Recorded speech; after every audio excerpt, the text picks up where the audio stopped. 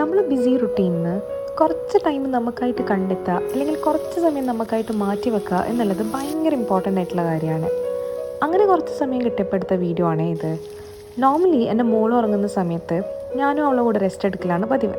അപ്പോൾ ഇന്ന് ഉച്ചക്ക് മോൾ ഉറങ്ങിയപ്പോൾ I thought why not some me time.